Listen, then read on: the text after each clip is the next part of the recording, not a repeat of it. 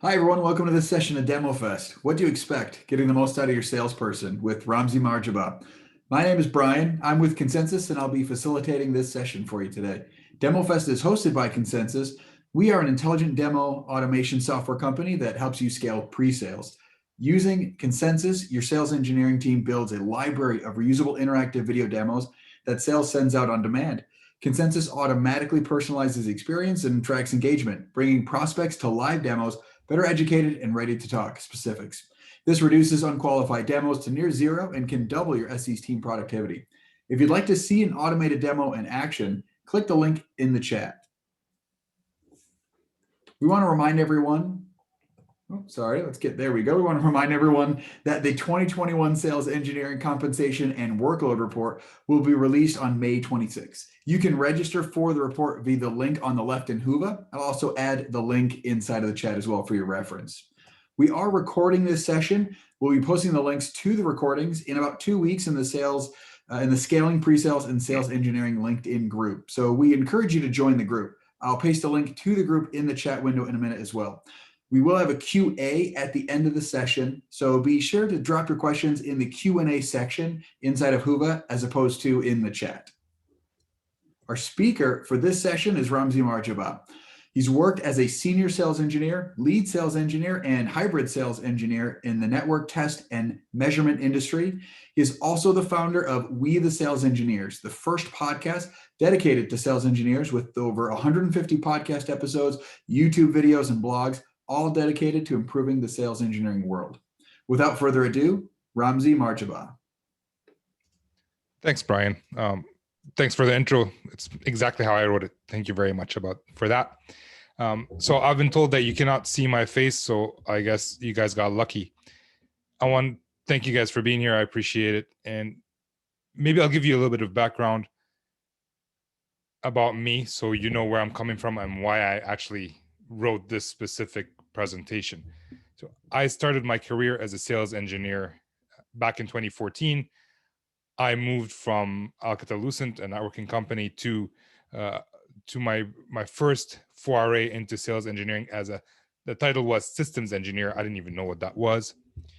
And I was sent to Raleigh for the first quarterly training. And we were a combination of sales engineers and salespeople all in the room. I got delayed. My flight got delayed. I came in as any self-respecting Lebanese person would, fashionably late.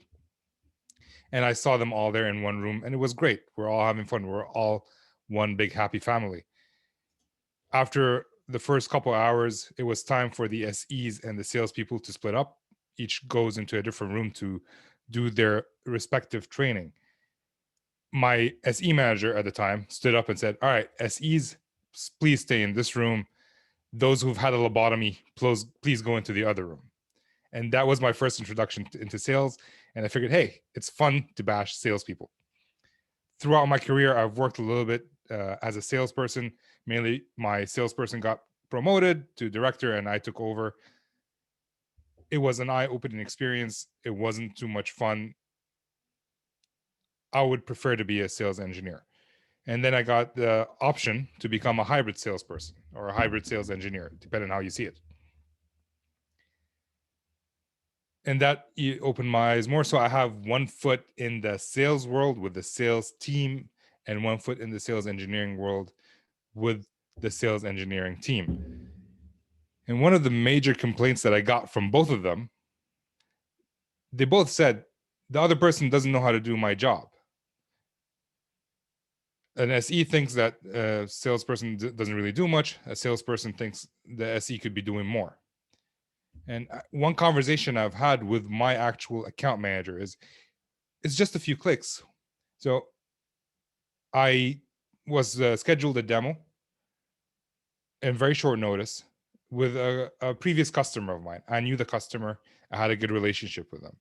I didn't know what to demo because the account manager didn't give me enough information to go do the demo. So I decided to push the demo by one day and go do a discovery call myself. I went in, discovered that what they wanted is not possible. We found another solution. And the next day, I did the most amazing demo I've ever done. Went flawlessly.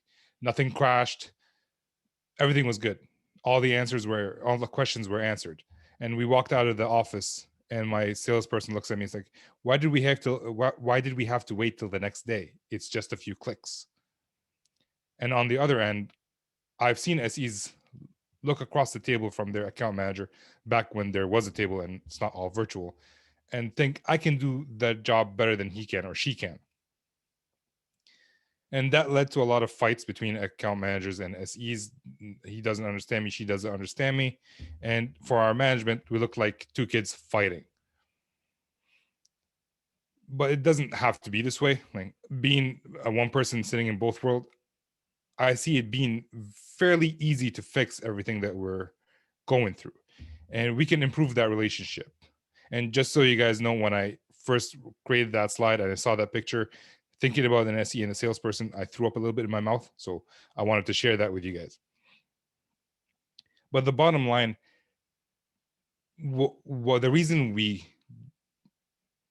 fight or we get into altercations or we stress about things is a matter of expectations.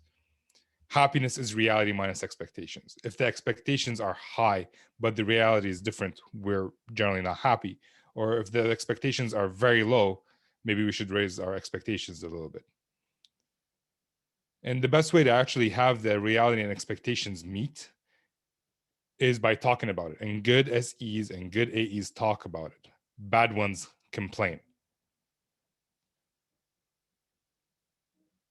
And being in the sales engineering world and the sales world combined, I've noticed that there are some expectations that the account managers have of SEs that for some reason SEs don't like, or they think they're above that. And there are some expectations that are outside the realm of reality.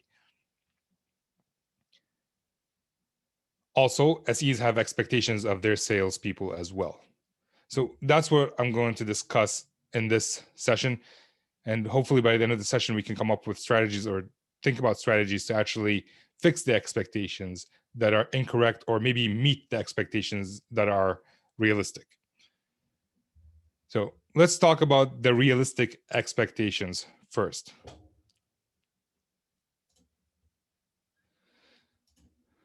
Let's start off. It's fairly easy. Most realistic expectations is that SE takes ownership of customer technical requests or the customer technical relationships. SEs are leaders. We're not followers. We can go out there and meet customers on our own. If there's a technical meeting, we don't have to wait for the account manager to actually set up the call for us. If there's an email that comes in that's targeted towards a salesperson, but it's a technical question, we can actually do that as well. We can answer the question. We don't have to wait for permission. The biggest reason account managers are afraid to let the SE own the technical requests is sometimes, in their experience, SEs do things that lose the deal. Can your product do this? And the answer is no, without any qualification or hesitation. And I've had that. I have SEs that help me as with my customers, and the customer sends a question, can your product do this? The response from the SE is no. And then I follow up with, what are you looking to do? Not necessarily those words, but trying to dig in deeper. And we end up with a bigger sale because what they wanted to do is doable with our products, just not the way they were asking for it. So being able to own the technical relationship with the customers and own technical requests. If the customer asks you to do something technical, that's on you. It's not on the salesperson. And it would seem fairly obvious, but sometimes it's not so obvious. The second thing is no surprises. Account managers are control freaks, and they have to be, mainly because their commission is on the line and they have to pay for their Ferrari or Mustang, whatever they bought. So they don't like surprises. And sometimes little surprises can cause big problems. If I'm working on a proof of concept, I'm working with the end user, not the director or the decision maker, to get something done. And they noticed a couple of things that they didn't like, which I was able to, or at least I thought I was able to answer on the spot. And I'm telling the account manager that everything's going perfectly. The account manager calls the director or the VP to see how it's going, to confirm from their end, and they hear all the bad things that I thought I handled. Now, it's okay, bad stuff happens, but if the account manager is aware and they're aware of how we handled the situation, they're able to handle the situation better with their customers as well. They wouldn't be caught blindsided, and you wouldn't get this call from the account manager saying, what is going on? Why are you doing this? Why are you breaking that? Instead, you and the account manager are on the same page, and you can handle the customer better. I noticed that the biggest thing that my account managers stopped hounding me, the littlest trick that I did, the account manager stopped hounding me, was adding them to CCing them to emails, just so that they're aware of what's happening. And if something is really important, then I would highlight them, make sure that they are seeing the email, not just deleting it from their feed. But as long as I'm letting them know what's happening, not necessarily step by step, not necessarily giving them a full report every night, it just alleviates lots of stress and between the relationship between the SE and the salesperson.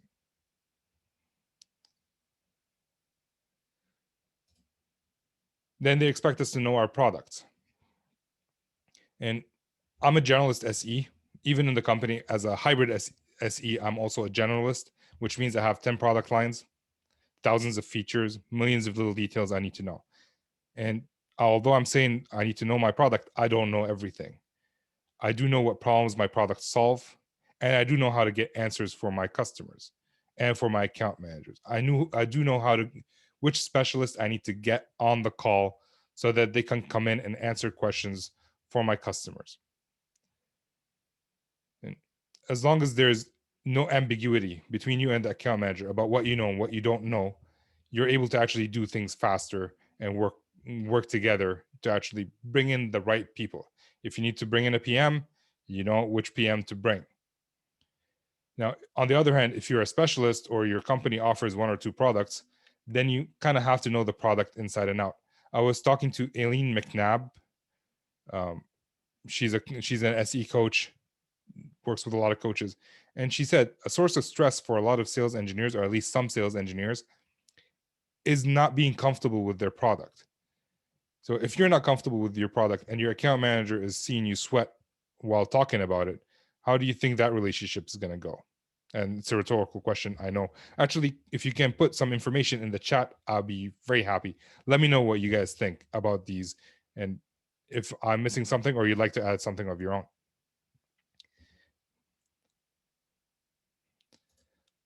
The fourth thing is to be proactive. They do expect you to be proactive. Don't wait for someone to tell you to do something. And I'm speaking from experience, from the observations that I've had from the SEs that I've talked to on the podcast.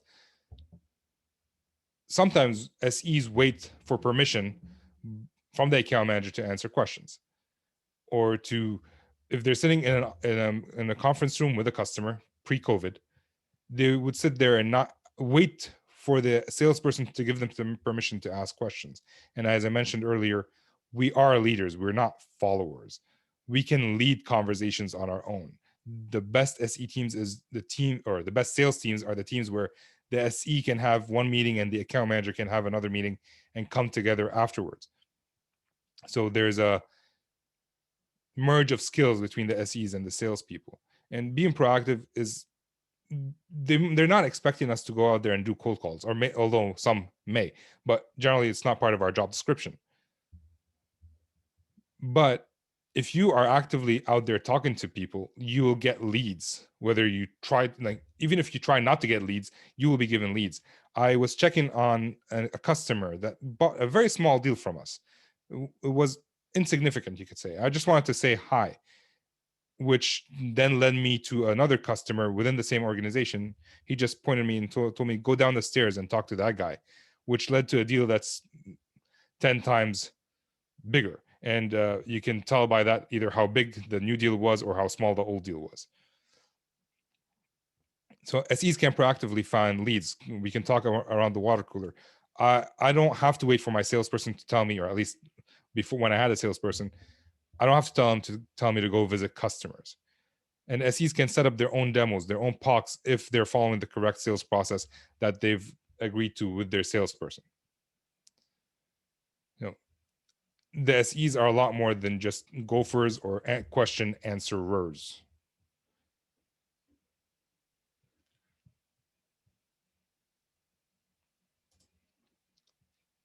And a big thing that the salespeople that I've talked to is they don't want to have to follow up with us. If we are given a task, whether it's by the customer or the account manager, they don't want to have to come back and ask, hey, did you do what the customer asked? Especially if you told them that you're going to do it by this time.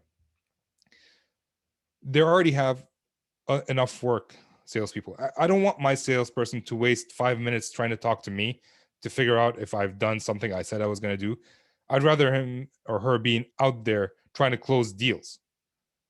Because let's be honest, if they close deals, that's money I can spend on my kids. And I have 3 of them now, so I have to make some money. These are some realistic expectations. I think we can all agree that these are realistic expectations. And I'm looking at the chat. A lot of people are agreeing that these are some realistic expectations. Now, here are some unrealistic expectations, which some of you may or may not have seen. Oh, actually, one last one. We need to be efficient.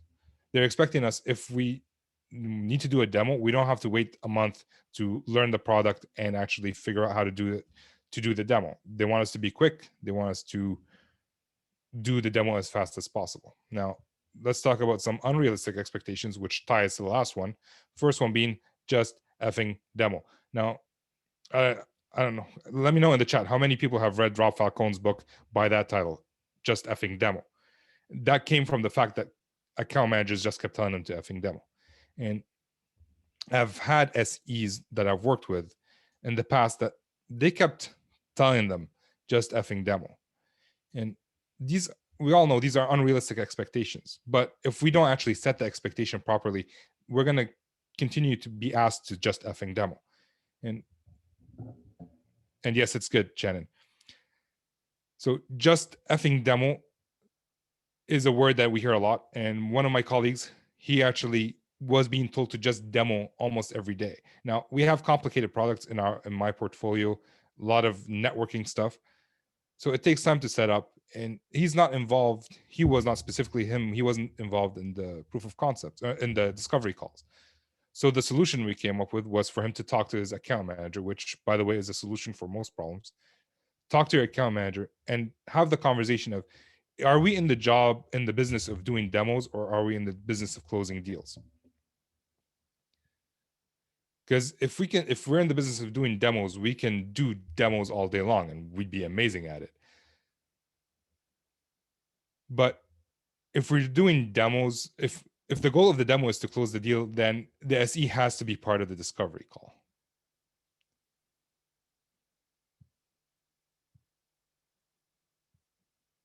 So then from that point forward, the SE got involved a lot more in discovery calls, and he was able to qualify deals in or out, because just doing a demo for the sake of doing a demo is not really very productive. There has to be a reason behind it. They're gonna have to end up buying. If the customer just wants to watch it, they can actually go on YouTube and watch something. And they also expect us to appear out of nowhere when they whisper our name. We're like a genie. When they rub the lamp, we're supposed to show up. Sometimes a lot of SEs cover a lot of account managers, and the expectation to drop the work that we're doing for one account manager for another is not very realistic.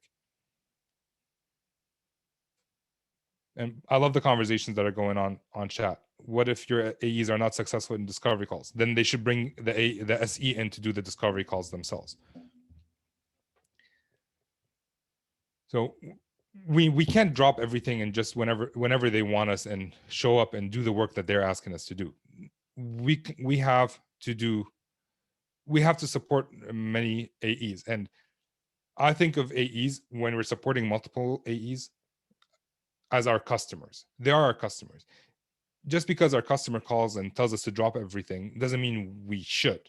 We are supporting other ones that need our help that could lead to larger deals. But if we don't set that expectation with our account managers, and a lot of SEs from what I'm seeing, they just want to help. They will do almost anything to help. So they don't say anything, and they just, instead of setting expectations, setting limitations, they just work overtime and they get burnt out. And no one ends up happy in that situation. Everything is a priority. I've had that conversation with my account manager. I'm working on 10 deals where they're in different stages with different customers, different price ranges. Some might be like a low 5K range, if you will, that might lead to millions of dollars later in the future, and some are 300K that the customer will never buy again. So we need to prioritize. If the account manager is not able to prioritize, we need to prioritize. I actually wrote down all the opportunities I was working on, and I dragged my account manager over before COVID, and I asked him which one's the priority, and his response was they're all the priority, which doesn't work. And here's the difference between the way SEs and the way account managers work. And this is what a lot of times I had to explain to my account managers. The account manager works in 5-minute chunks. He can call 10 people in 20 minutes and have conversations, short conversations. Not most account managers will spend a lot of time just chit-chatting, but in general, they can call 5-minute chunks and move the opportunity forward. SEs need hour-long chunks. We are working on a demo. It's not a 5-minute time limit. We need to work for an hour, 2 hours, 3 hours to get the demo done. We're trying to learn a new product so we can actually do a demo. That's another hour. And we need to explain that to our account managers. We need to help them set the priority if they don't know how to do that. And they expect us to know everything. So we talked about earlier that we need to know our product, but the expectation that we should know everything when we're not even given time to learn, we have to go spend nighttime instead of being with our family. We have to work on learning a new product. It tends to be unrealistic.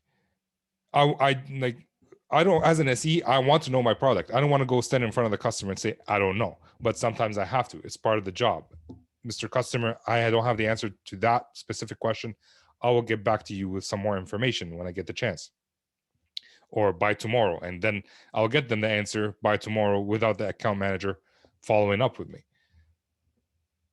But if they want us to know everything, like we either spend all our time studying or we spend all our time with the customers. So it'll have to be a balance between the two.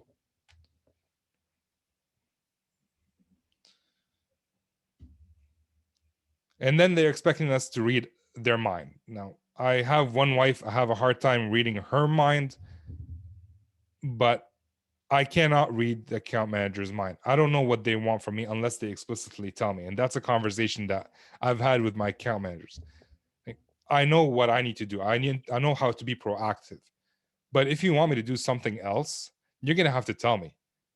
If we're working on 10 opportunities and this one's the most important one that you've never told me about, I wouldn't know. I might go talk to some other customer for some other company on some other opportunity that in your mind might not be as important, which goes back to prioritizing. Tell me which one's the priority. Let me know. And I don't want to read your mind. I don't have enough brain power to do all that. And I've tried to read the minds of salespeople before. It was messy.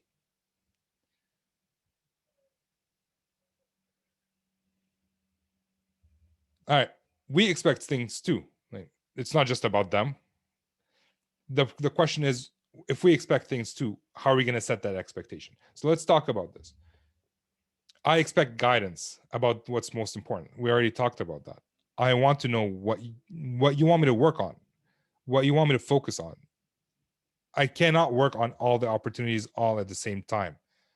And if anyone's ever told you they're great at multitasking is a myth, at least according to what I've read in several books. So take that with a grain of salt. But task switching is something we do often. So we need to figure out what's the most important thing that they want us to do, what's going to achieve the most for them. And that's what we need to do. We need some guidance. Also, if they have a certain way of doing things, we need to know about it. If they ask a question and they're okay to pause for 30 seconds between their question and the customer's answer, and they don't want us to jump in with some silly comment, then they should let me know, because I am all about silly comments. And I don't want to follow up a million times with them either. And it happens both ways. We all lose track of the things that we have to do sometimes. That's why I love calendars. Everything that I have to do is on my calendar. I have to send a quote, it's on my calendar. I have to work on a demo, it's on my calendar. That way no one can overbook me. But when I'm talking to an account manager, and this is what's happened to me in the past, I'd like to hear your feedback. I'm talking to a customer and we figured out, okay, we need a new quote for something else. Yay, a new opportunity, especially if it's an existing customer. And I go and talk to my account manager. Hey, Mr. Account Manager, or Mrs. Account Manager, or Miss Account Manager, the customer needs this quote. Are we good? Do you need me to do anything? Do you want to do additional discovery? What do you need?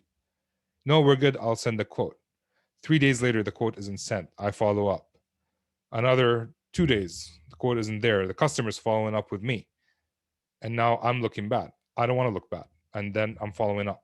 And that adds to altercations between the SE and the salesperson. Come on, man. Or come on, miss.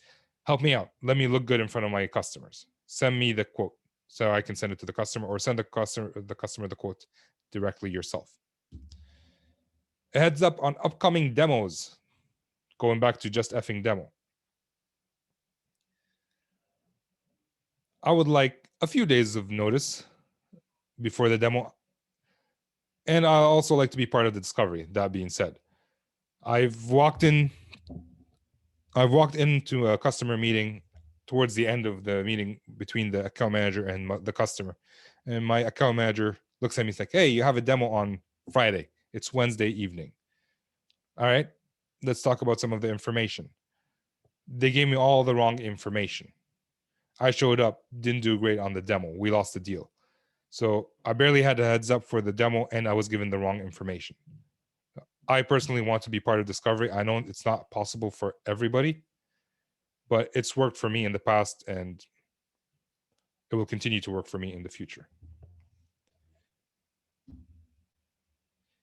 And as going back to that, Chris White, who's speaking or spoke already at DEMOFEST, he told me the story where, he told me that doesn't matter who comes to them asking him for a demo when he's not involved in the discovery, the answer is no. And I like this. I'm going to use this. Wes, no agenda, no attenda. I'm stealing that one. So you can say no, and you have to build the confidence to say no, and you have to build the experience to say no. And I want my account managers to know their products. Like, yes, I have to know it from a technical deep dive perspective, but they should know what it solves. They're not just there to set up calls. If that's all they're for, we can use inside salespeople to set up calls. So they need to know their product.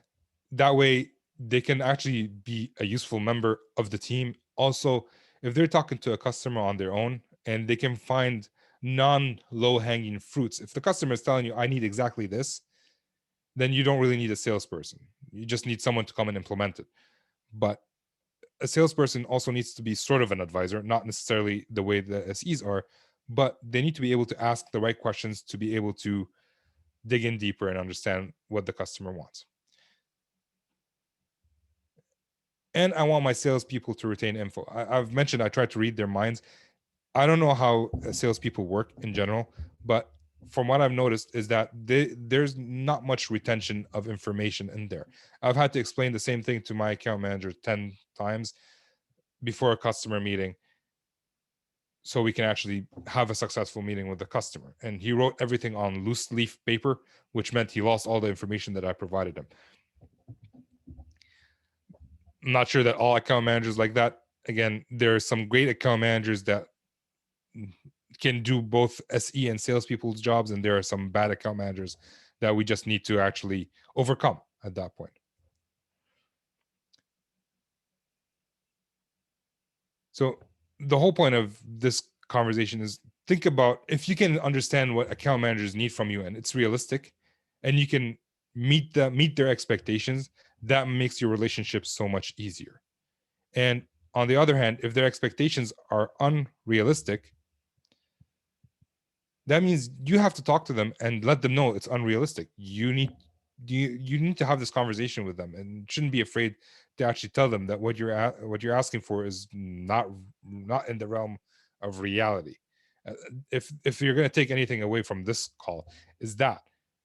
And the best way to deal with account managers is to talk to them. Sometimes they forget because they don't retain information, but we have to continue this conversation, maybe have it in writing. And at some point, if you need to escalate, you can escalate. Now, here comes the worst acronym in the world. I don't know if that's an actual fact, but I came up with it and I hope it is because I'm proud of it. And here it goes. DOFI, with the K being silent. So it's all about knowing your stuff and being decisive. And it's not me saying it, it's Yoda, so it must be true. Know your stuff you will, decisive you will be, ownership you will take, follow through you will, and expectations you will meet. So I know I have a little bit more time, but yeah, I'm happy to answer as many questions as possible since I prefer doing that actually. That's great, Ramzi. We've got lots of questions in the Q&A, so I think it'll be good for us to dig in and start going through that. Appreciate your insights here within this presentation, and it's hard to disagree with Yoda. So I think I probably would disagree with you that DOFI is a wonderful acronym, definitely one to remember. So let's jump into the Q&A. I'm just going to go through these in kind of a vote order, if you will, as viewers have been able to vote on questions in the Q&A. And if you haven't jumped into the Q&A, you can jump in and vote certain questions up or add any questions that you may have. But the one with the highest amount of vote ups is, how do you define your swim lane with your sales rep and get him or her to respect that boundary? That's an interesting question. So there are some basics that we know SEs do and we know that salespeople do. So there are some obvious swim lanes there. But also the skill level of both the account managers and the SEs change from one person to another. And your swim lane with one account manager might be different from your swim lane with another account manager. So it depends. Well, like any SE, I'll answer the questions with it depends. It depends on the skill level that you have and the skill level that the account manager has. And in the end, you're going to have to talk about it. And if you don't talk about it, it's just going to be trial and error. If you talk about it ahead of time, you might just reduce the amount of anxiety that you might have by doing something that the account manager doesn't like. So also it think depends that's on you. Sorry. Yeah, just one more thing. It depends on the level of experience that you have.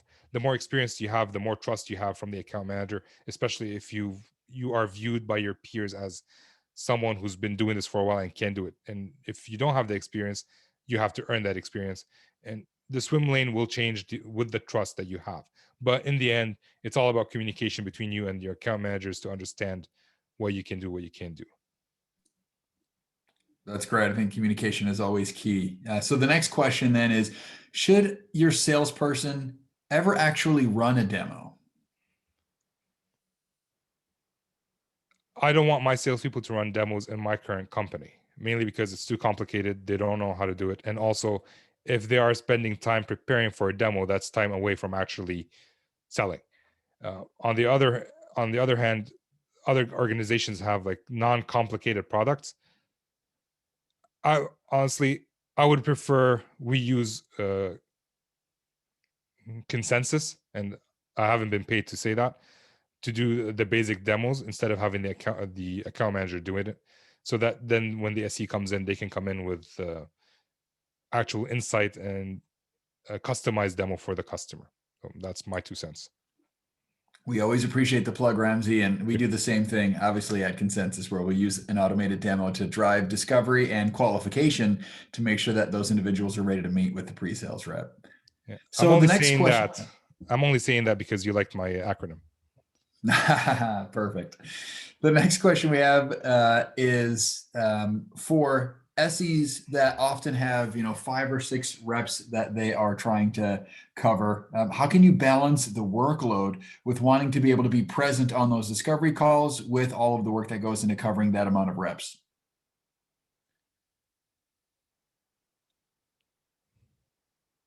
It's all a matter of like being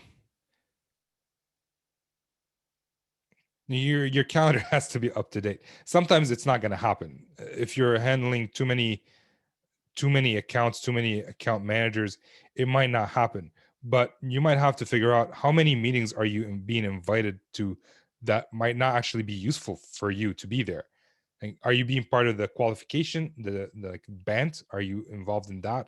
Are you involved in meetings that are after you've done the work that you needed to do? So you just have to might get more efficient with your calendar. And I'm saying that not knowing your specific situation, it might at some point it might just be impossible, and they need to scale up the SE team, or again use consensus.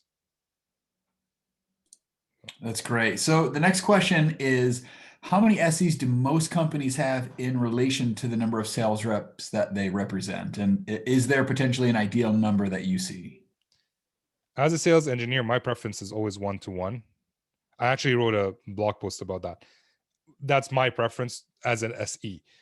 It's not the company's preference, because they want to basically get the most out of their SEs. So ideal number is 1-to-1, and the least ideal number is more than you can handle. So I would say 1-to-3 is normal. I've seen that a lot. 1-to-10 for field engineers seems, I've seen it, and I think it's a horrible idea, especially for complicated sales. That's great. Yeah. So a good sales team is collaborating AE and SE, and obviously communication, as you've mentioned before, is always key between that. But how much should your salesperson involve and inform you within the sales campaign? When would they start to bring you in? So an SE can be involved even before. I've worked with account managers where I was involved in even coming up with the pitch that they would have to talk to when they're talking to a customer for the first time, just so we can set up a qualification meeting. Now, I wasn't in the call when they were doing it, but I was involved before the call. And it also depends on how much you trust your salesperson. If you trust the salesperson implicitly, you can be involved in less of the salesy stuff and get more involved in the you can have more time to study and learn your products, or go meet some of your existing customers if you support existing customers. I lost the question. I can't see the question anymore. It's towards the bottom. Yeah. And also it depends on the relationship you have with your account manager. I feel the more informed I am, the better I can prepare for stuff. Like I don't want a itemized report of what happened, and like if they did 10 cold calls and only one answered, I really don't care. But if I can be involved and let them know, like, hey, maybe this customer would be interesting. It depends on your wavelength and on your bandwidth and how much you can actually assist. So that's my answer for that one. That's great. So,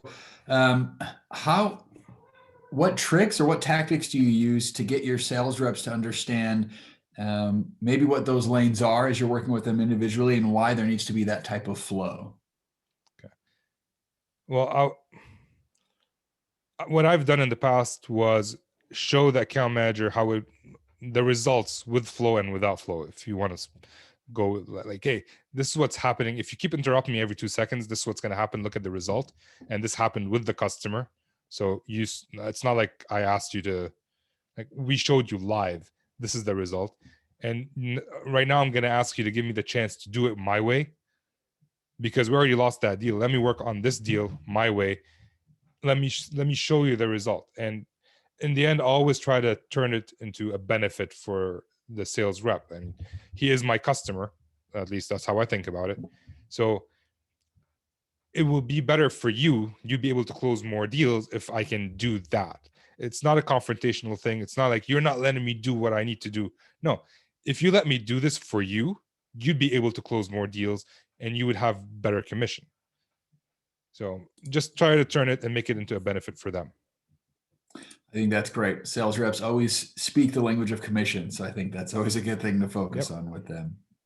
Perfect. So the next question is if you can comment on SE working a bottom up and account managers working a top down approach, and meeting in the middle where business outcomes supported by technology are paramount. I could, if I understand the question correctly. And so there's a lot of, I guess, stakeholders involved whenever someone's trying to purchase something. You have the decision makers, the directors, VPs, C-level, or even managers who have one need, and then you have the users who are going to use it on a day-to-day basis. Like the SE should have relationship throughout the entire structure, or from the person who's going to use it all the way up, because you never know if the person who's going to use it is actually influential and can decide that, oh, this is too hard to use, I don't want to use it, even if the reports that the VP is looking at look all nice and shiny. So having a two-pronged approach is always beneficial. And being an SE, or like technical person, you can have these conversations with the users, and you can turn them in, bring them into your side, so that actually they can help sell up, because it's easier to sell to the director if everybody below them is actually happy, versus, yeah, the director is happy, but all the users underneath them are not. So it helps to actually have a two-pronged approach, and that's what we do a lot of times in where I work. Okay, I hope great. that answers the question. Oh, sorry. So the next one, and I think this is a good one. Oh, sorry, it jumped on me. Let's see. Here we go. What specific things do you do, or can we as SEs do to improve the relationship with sales reps to be able to drive this type of flow and communication? Well, think of them as your customers. If you can help them achieve their goals, the relationship will get better. And now, again, when you're working with customers, you don't want them to walk all over you. So you also set limitations with them. But so you foster the collaborative relationships by actually trying to build a relationship. It's not try to see it from their perspective. And one amazing book that I would recommend for all of this is Extreme Ownership by Jocko Willink. And if you can actually listen to it on Audible, he's a Navy SEAL who reads it, and it'll just get you jazzed up and you want to do it. it's all about ownership, owning the relationship with your account manager, trying your best to actually help your account manager versus being confrontational and trying to think, oh, I can do that job better, or he doesn't understand, or she doesn't understand how I do things. So try to build that relationship. And there's a million different ways. It depends on the situation you're going through at that specific time, that you need to modify your strategies and how to get it done. I think that's great. A huge Jocko Willink fan, definitely one of a kind individual there. So anything you can read from him is definitely empowering. So this is a really good question. If you are new to a team or a company as an SE, what do you suggest, or how do you set boundaries to help make sure that you have the right expectations, as you're still trying to get some hours under your belt and understand the solution of the team as you're getting started? That's something you'd have to work on with the management team, like with your manager. And um, it- well, if you're brand new to the sales engineering world, it's one story. But if you're coming in from a different company and you already have years of experience, it will make your life easier. And initially I would just start watching. I will observe. I will not. That's what I've done when I've moved companies. I didn't come in and try to enforce the way I've done things. I've just watched, observed, and if I see something happen that I don't like, I will then talk to the account manager. Like, hey, I noticed this is what happened. This is how I've done it in the past. How do you think we can work on this together? And if you like, I always try to get them.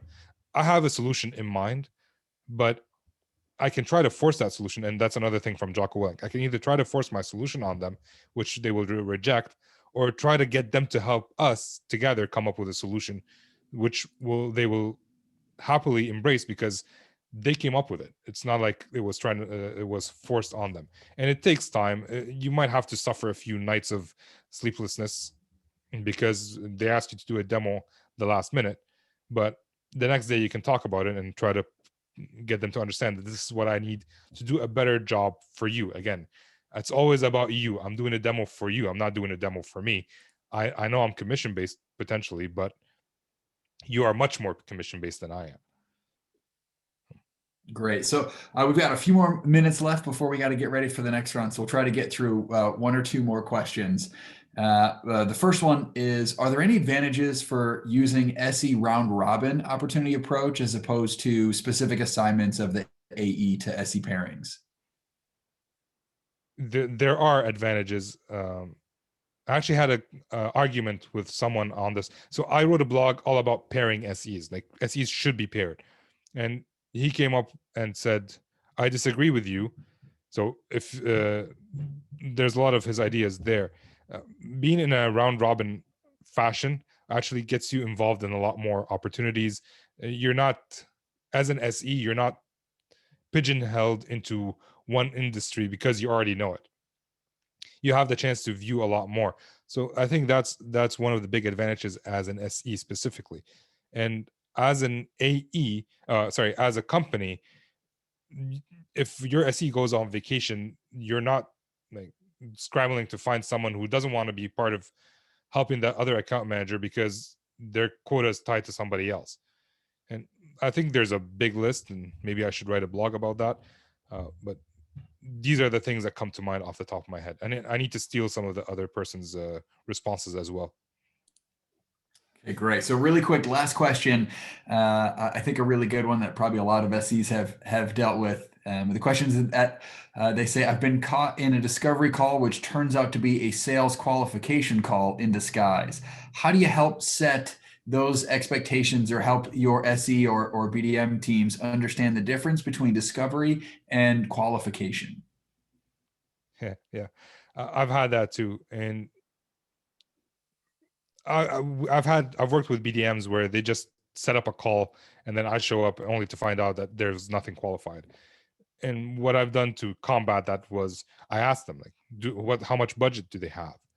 I asked them the band or midget, whatever formula you want to use. Just ask them that information and to see if they have already asked that question. If they haven't, then maybe it's not the best use of your time. Maybe they should go back and ask those questions. Spend 5 minutes asking those questions just to make sure. And yeah, I'll stop here because I may have a lot more ideas, but that's pretty much what I can formulate into words right now. Perfect. Well, Ramzi, again, we greatly appreciate your time here today. A lot of insightful lessons for you, and appreciate you helping us get a deeper dive into understanding that relationship between SEs and sales reps. So just want to make sure everyone knows what the sessions are coming up. We have Getting Everyone on Board and the Organizational Shift of Alignment with Tara Mary and Mark McKinley, How Horizontal Network Foster Innovation with James Kekis, and Blurred Lines with Guru McRae. So I want to remind everyone to join the Scaling Pre-Sales LinkedIn group with the link in the top of the chat to make sure you have access to the recordings of these sessions. And thanks everyone for attending, and we'll see everyone in a bit. Thanks so much. Bye.